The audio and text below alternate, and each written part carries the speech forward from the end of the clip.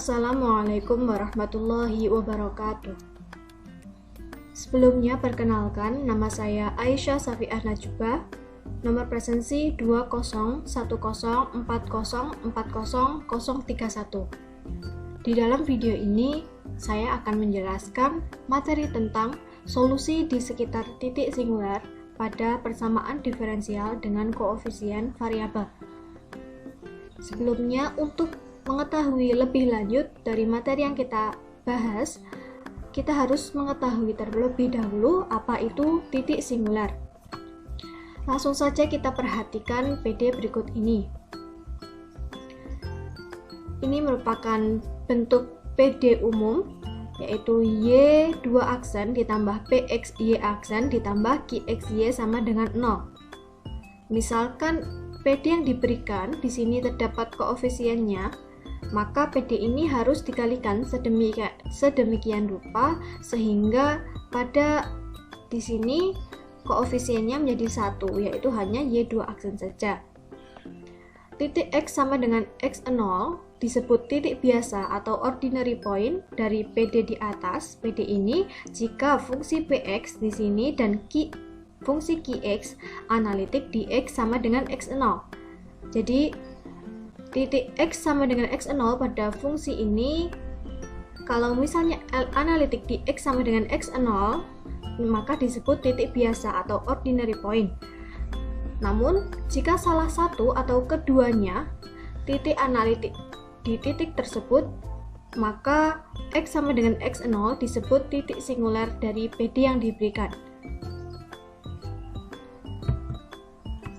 Untuk memahami lebih lanjut, kita lihat contoh titik singular berikut ini, yaitu contoh 1, terdapat persamaan diferensial Y2 aksen ditambah 1 per X kuadrat Y aksen ditambah 2X 2Y sama dengan 0. PD ini memiliki titik singular X sama dengan 0. Kita cek terlebih dahulu jika X sama dengan 0, ya, karena di sini fungsi Px-nya menjadi tidak analitik. Dan di sini juga fungsi Qx-nya, jika X sama dengan ini dimasukkan di sini, maka ini tidak analitik. Maka PD ini memiliki titik singular X sama dengan 0. Kemudian contoh yang kedua, Y2 aksen dikurangi X kuadrat per X min 1 Y aksen ditambah X min 2 per 1 min X kuadrat Y sama dengan 0. PD ini memiliki titik singular di X sama dengan 1 dan X dikurangi min 1. Kita cek terlebih dahulu, ya. Kalau titik singular di X sama dengan 1, kita coba masukkan X sama dengan 1 ini ke dalam fungsi yang Px ini, maka fungsi Px ini nanti tidak analitik karena 1 dikurangi 1 sama dengan 0. Begitu juga kalau dimasukkan ke dalam yang Qx. 1 dikurangi 1 kuadrat, 1 per min 1 sama dengan 0, jadi ini tidak analitik. Kemudian yang X sama dengan min 1, kita masukkan ke dalam sini, maka min 1 dikurangi 1 sama dengan min 2, berarti yang Px ini kalau X sama dengan min 1 analitik. Tetapi kalau yang Qx, X min 1-nya kita masukkan di sini, maka 1 min 1 sama dengan 0, tidak analitik. Sama dengan 0, maka karena untuk yang X sama dengan 1 ini keduanya, fungsi keduanya tidak analitik, dan meskipun X sama dengan min 1, salah satunya analitik, namun yang lain tidak analitik, maka PD ini memiliki titik singular di X sama dengan 1 dan X sama dengan min 1. Selanjutnya yaitu jenis titik singular. Kita harus lebih tahu terlebih dahulu apa saja jenis dari titik singular. Maka terdapat ada jenis titik singular, yaitu antara lain yang pertama, titik singular reguler. Apa itu titik singular reguler? Maka titik singular reguler ini dapat ditemukan jika X min X0 Px dan X min X kuadrat dikali Qx keduanya analitik pada X sama dengan X0. Namun jika pada kondisi lain, yaitu jika x min x0 dikali px dan x min x0 kuadrat qx, salah satu atau keduanya tidak analitik pada x sama dengan x0, maka itu titik singularnya disebut dengan titik singular irregular. Kenapa kita harus mengetahui itu titik singular atau titik singular regular atau titik singular irregular? Karena jika kita ketahui ditemukan titik singular regular, maka titik singular regular tersebut penyelesaiannya atau solusi di sekitar titik singular tersebut dapat menggunakan metode Frobenius. Nah, untuk lebih jelasnya kita lihat contoh berikut. Perhatikan persamaan diferensial berikut ini. Y2 aksen dikurangi x kuadrat per x min 1 y aksen ditambah x min 2 per 1 min x kuadrat y sama dengan 0 untuk titik x0 sama dengan 1. Nah, di sini x0 sama dengan 1 ini sudah diketahui kalau itu titik singular. Maka kita coba mengecek ini titik singularnya, titik singular jenis yang regular, titik singular regular atau yang titik singular irregular. Caranya dengan mengalihkan yang x min x0 px ini tadi dengan x0 sama dengan 1 sama dengan x min 1 dikali x kuadrat per x min 1 sama dengan min x kuadrat. Di sini untuk min x kuadrat untuk x0 sama dengan 1 maka min 1 ya hasilnya. Jadi ini analitik. Dan yang kedua, x min x0 kuadrat qx sama dengan x min 1 kuadrat dikali x min 2 per 1 min x kuadrat sama dengan x min 1 kuadrat dikali x min 2 per 1 min x min 1 dikali x plus 1. Di sini hasilnya x min 1 dikali x min 2 per min 1 min x. Maka kalau titik x0 nya sama dengan 1 atau di sini x ya, itu nanti penyebutnya min 1 dikurangi 1, berarti penyebutnya min 2 analitik. Sehingga karena keduanya analitik ini diketahui terlihat bahwa keduanya analitik pada x0 sama dengan 1, maka jenis dari titik singular jadi pada PD di atas memiliki titik singular regular x0 sama dengan 1. Karena ini PD-nya memiliki titik singular regular, maka nanti bisa dicari solusinya dengan metode Frobenius. Gitu. Kita langsung kepada pembahasan yang utama pada video ini, yaitu tentang solusi di sekitar titik singular menggunakan metode Frobenius. Untuk menyelesaikan persamaan diferensial A2x y2 aksen ditambah A1x y aksen ditambah A0 y sama dengan 1 sama dengan 0, kita sebut ini adalah persamaan 1 bila x sama dengan x0 adalah titik singular, digunakan teorema Frobenius. Ingat kalau titik singularnya ini bisa menggunakan teorema Frobenius kalau titik singularnya jenis titik singular regular. Teorema Frobenius bunyinya, jika x sama dengan x0 adalah titik singular dari persamaan diferensial 1, yaitu yang ini tadi bentuknya, maka sekurang-kurangnya ada satu penyelesaian deret pangkat dalam bentuk y sama dengan x dikurangi x0 pangkat r sigma dengan batas n sama dengan 0 hingga tak hingga cn x min x0 pangkat n. C-nya ini adalah kombinasi. Sama dengan sigma dengan batas n sama dengan 0 hingga tak hingga cn x min x0 pangkat n ditambah r. Kenapa bisa begini? Karena ini n-nya bisa dimasukkan ke sini. Jadinya menjadi n plus r di sini. Di mana r adalah konstanta tertentu. Nah, untuk lebih memudahkan pemakaian teorema di atas, dalam perhitungan biasanya dipilih titik singular, yaitu X sama dengan X0 sama dengan 0, sehingga bisa diambil untuk titik singular X sama dengan 0. Maka penyelesaiannya menjadi Y sama dengan sigma dengan batas N sama dengan 0, dan tak hingga Cn X pangkat N per R ditambah R, Cn X pangkat N ditambah R, yang tampak lebih sederhana dan dalam penjabaran selanjutnya. Ini sama dengan yang tadi, hanya saja karena N-nya sama dengan 0, maka langsung menjadi bentuknya lebih sederhana, yaitu Cn X pangkat N ditambah R. Nah, untuk lebih paham mengenai penggunaan metode Frobenius dalam mencari solusi di sekitar titik singular, kita lihat contoh soal ini. Di sini bunyi soalnya, carilah penyelesaian dari persamaan 3x y 2 aksen ditambah y aksen dikurangi y sama dengan 0. Nah, di sini terhadap koefisien y 2 aksennya bukan 1 ya, ini masih ada 3x, maka di sini kita kalikan sedemikian rupa sehingga koefisien dari y kuadrat aksen ini sama dengan 1.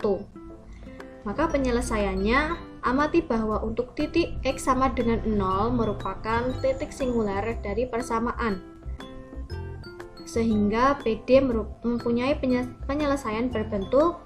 Jadi di sini PD ini memiliki titik singular, yaitu di titik x sama dengan 0. Pastikan bahwa titik singular ini tadi adalah jenis titik singular reguler. Kemudian karena metode Frobenius tadi, maka untuk titik x sama dengan 0, y-nya sama dengan sigma dengan batas N sama dengan 0, dan tak hingga Cn X pangkat N ditambah R. Maka untuk turunan yang pertama atau Y aksen sama dengan ini, pangkatnya ini turun ke depan menjadi sigma N sama dengan 0, dan tak hingga N ditambah R dikali Cn X pangkat N plus R, ini pangkatnya dikurangi 1. Kemudian diturunkan lagi kedua kalinya menjadi Y2 aksennya sama dengan sigma dengan batas N sama dengan 0, dan tak hingga dikali N ditambah R, karena diturunkan lagi maka pangkatnya maju ke depan menjadi dikali N plus R min 1, kemudian Cnx pangkatnya dikurangi 1 menjadi X, yang ini dikurangi 1 menjadi pangkat X pangkat N ditambah R min 2. Kemudian harga-harga tersebut, yaitu yang tadi Y1, Y aksen, dan Y2 aksen, disubstitusikan ke persamaan semula.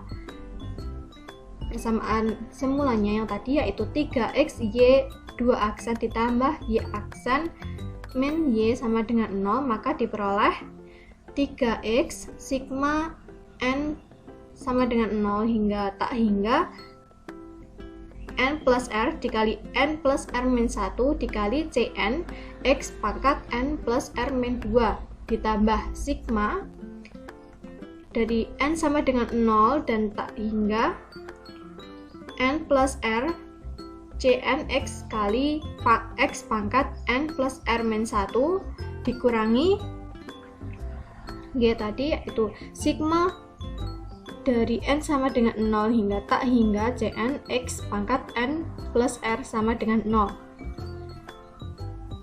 Maka di sini kita bisa mengalihkan 3x-nya ini menjadi sigma dengan batas N sama dengan 0 dan tak hingga dikali N plus R dikali 3N ditambah 3R min 3 dikali Cn X pangkat N plus R min 1 ditambah sigma dengan batas N sama dengan 0 dan tak hingga dikali N plus R dikali Cn X pangkat N plus R min 1 dikurangi sigma dengan batas n sama dengan 0 dan tak hingga dikali Cn dikali X pangkat n plus R sama dengan 0.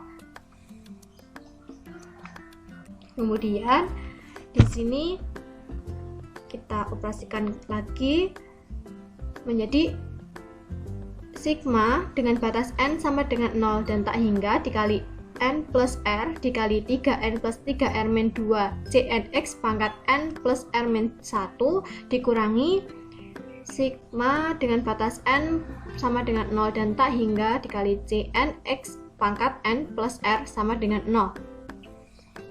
Kemudian karena ini di kedua sukunnya ada X pangkat R, kita keluarkan menjadi X pangkat R dikali buka kurung sigma n sama dengan 0 dan tak hingga dikali n plus R 3n plus 3r dikurangi 2 Cn X pangkat n min 1 dikurangi sigma dengan batas n sama dengan 0 dan tak hingga Cn kali X pangkat n sama dengan 0. Kemudian di sini kan kita ini menggunakan kan dari n sama dengan 0, maka kita coba substitusikan n sama dengan 0 menjadi X pangkat R dikali n-nya kan 0 menjadi R dikali di sini 3n, n-nya 0 hilang menjadi R dikali 3r dikurangi 2 C0 X pangkat min 1 ditambah sigma dari n sama dengan 0 dan tak hingga dikali n plus R dikali 3n plus 3r min 2 dikali Cn X pangkat n min 1 dikurangi sigma dengan batas n sama dengan 0 dan tak hingga Cn X pangkat n sama dengan 0. Di sini ini karena ini tadi dimulai dengan n sama dengan 0, kemudian sigmanya kan sampai tak hingga batasnya, jadi kita tetap menggunakan n karena tak hingga, maka menggunakan n, yaitu n-nya sama dengan 0 menjadi sama seperti ini tadi, terus dikurangi sigma dengan batas n sama dengan 0 tak hingga Cn Xn sama dengan 0. Yang ini kita misalkan k-nya sama dengan n min 1 dan yang ini kita misalkan k sama dengan n, maka kita peroleh X pangkat R dikali 3R min 2 C0 X pangkat min 1 ditambah sigma dengan batas K sama dengan 0 dan tak hingga dikali K plus R plus 1 dikali 3K plus 3R ditambah 1 dikali CK plus 1 X pangkat K dikurangi sigma dengan batas K sama dengan 0 dan tak hingga CK X pangkat K sama dengan 0. Lalu X pangkat R dikali R dikali 3R min 2 C0 X pangkat min 1 sigma dengan batas K sama dengan 0 hingga tak hingga dikali K plus R ditambah 1 dikali 3K plus 3R ditambah 1 CK plus 1 X pangkat K dikurangi CK dikali X pangkat K sama dengan 0, yang kemudian membawa R dikali 3R min 2 C0 ini sama dengan 0. Ini ya, ini sama dengan 0. Kemudian K plus R plus 1 3K plus 3R plus 1 CK plus 1 dikurangi CK yang ini tadi, yang di dalam kurung ini sama dengan 0 untuk K sama dengan 0, 1, 2, 3 dan seterusnya. Karena C0 nya tidak sama dengan 0, maka diperoleh R dikali 3R min 2 sama dengan 0 dan CK plus 1 sama dengan CK per K ditambah R ditambah 1 dikali 3K plus 3R ditambah 1 untuk K sama dengan 0, 1, 2, 3 dan seterusnya. Yang R dikali 3R min 2 sama dengan 0 ini dari sini ya, karena C0 nya bukan 0 jadi sama dengan 0, kita sebut persamaan 1, sedangkan yang CK plus 1 ini kita peroleh dari sini. Nah, ini kita pindah ruas sehingga diperoleh ini untuk K sama dengan 0, 1, 2, 3 dan seterusnya kita sebut ini persamaan 2. Nah, kemudian dari persamaan 1 diperoleh R sama dengan 0 dan R2 sama dengan 2/3. Ini kita lihat lagi, ini karena R kali 3R-2 sama dengan 0, maka N-nya di sini sama dengan 0 dan yang ini sama dengan 2/3. Jika kedua harga R tersebut disubstitusikan pada persamaan 2, akan diperoleh dua buah hubungan rekursi, yaitu yang satu R1 sama dengan 0, sehingga CK plus 1 sama dengan CK per K plus 1 dikali 3K plus 1. Ini kita sebut persamaan 3. Sedangkan yang R2 sama dengan 2/3 ini, sehingga CK plus 1 sama dengan CK per K plus 1 dikali 3K plus 5, ini kita sebut sebagai persamaan 4. Iterasi dari persamaan 3, yang ini, yang R1 menghasilkan, kalau misalnya K sama dengan 0, maka C1 sama dengan 1 per 1 dikali 1 C0. Kalau K-nya sama dengan 1, maka C2 sama dengan 1 per 2 kali 4 C1. C1-nya kan ini tadi, menjadi 1 per 1,2, 1 kali 2 kali 1 kali 4 C0 sama dengan 1 per ini 1 kali 2 itu sama kayak 2 faktorial. 2 faktorial dikali 1 dikali 4 C0. Kemudian yang K sama dengan 2, C3-nya sama dengan 1 per 3 kali 7 C2. C2 ini tadi 1 per 2 faktorial kali 1 kali 4 C0, maka 1 sama dengan 3 faktorial 1 dikali 4 kali 7 C0. Sedangkan yang K sama dengan 3, C4-nya sama dengan 1 per 4 kali 10 C3 sama dengan 1 per 4 faktorial kali 1 kali 4 kali 7 kali 10 C0. Perhatikan ya, ini ternyata berpola ini hasilnya.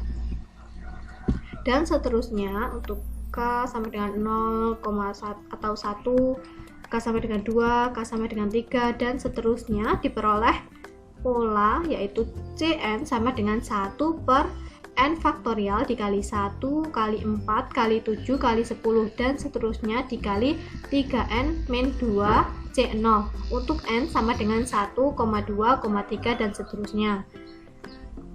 Dan dengan cara yang sama, iterasi 4 akan menghasilkan, ini kan yang tadi iterasi 3. Dengan cara yang sama seperti ini, untuk iterasi 4 akan menghasilkan Cn sama dengan 1 per n faktorial dikali 5 dikali 8 kali 11 seterusnya dikali 3n plus 2 C0 untuk n sama dengan 1, 2, 3 dan seterusnya.